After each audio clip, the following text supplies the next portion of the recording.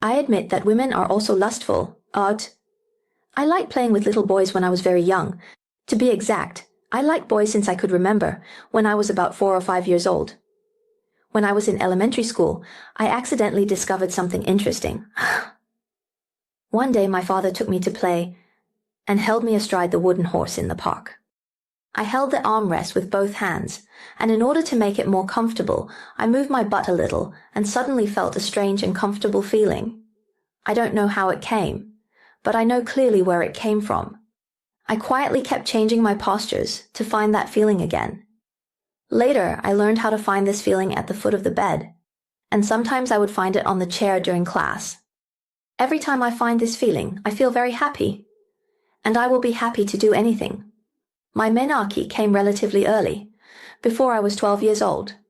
When I was 17, a boy who was 1 grade higher than me pursued me. He sat on the crossbar of a bicycle with one leg, which was very handsome. At that time, I was sensible, and I also understood shyness, as if a girl who is not shy is not a girl. So, I was shy, and it prolonged the boy's pursuit of me for several months. He got my virginity. Now, when I think about it, I really feel like it was the summer vacation of my 2nd year in high school. He said his parents were not at home and asked me to go to his house to watch the video. I was still wearing my home clothes and wanted to go upstairs to change, but he wouldn't let me. He just took me away at a high speed. The environment and atmosphere in his home were very comfortable. The air conditioner was on and the video recorder was cool. I saw him in his parents' bedroom. He had already prepared his hand. As soon as he pulled the button, the picture came up. He said, "Don't be nervous.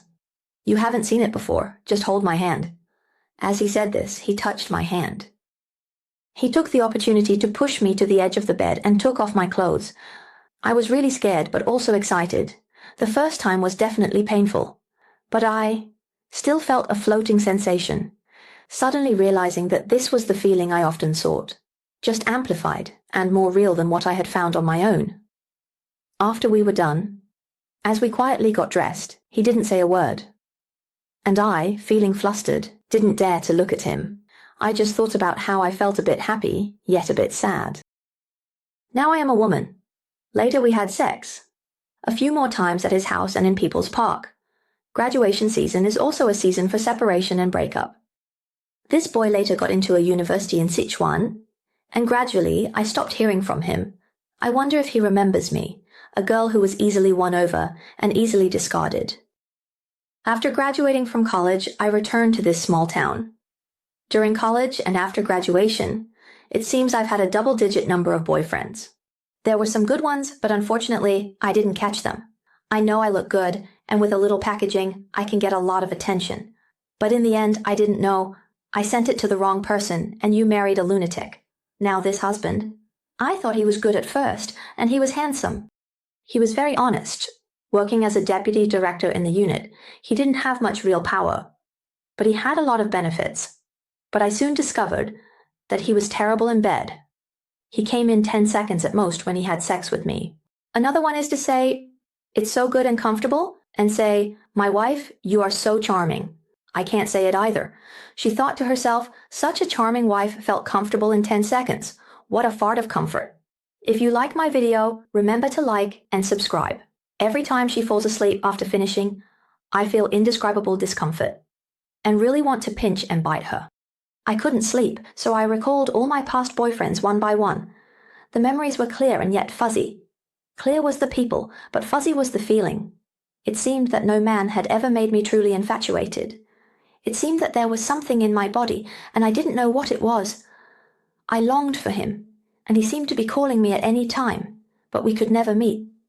As if there was a river between us, out of reach. One day, my best female classmate told me online that she had just met someone from the internet. I asked him what happened, and he said that on Friday night, feeling bored, he started chatting with a guy. It felt really good, especially since her husband wasn't home. They hit it off, and he said, "Why don't you come over?" Without thinking much, she went to his place, and ended up spending a whole day and night there. She came back completely exhausted. Just a few simple words suddenly broke through a gate in my heart, and my heart suddenly became warm again. At that time, I envied him very much. I asked him about his feelings and asked him to tell me the details.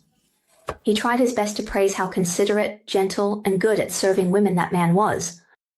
The man then talked about other online friends he had met, and he was talking about them endlessly. I then realized that he had secretly met several online friends.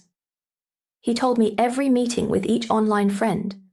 2 married women faced the screen and told their secrets from the bottom of their hearts. One was in deep sleep while the other was fascinated. They were so confused by the words. I can't help sweating. Often after chatting like this, I would listen to the cats moaning in the middle of the night, and I would think of it every time. On such nights, I felt like I was tearing myself apart. Back then, my understanding of online chatting was really naive. I was just too inexperienced. QQ was something my classmates introduced to me, so I only chatted with them.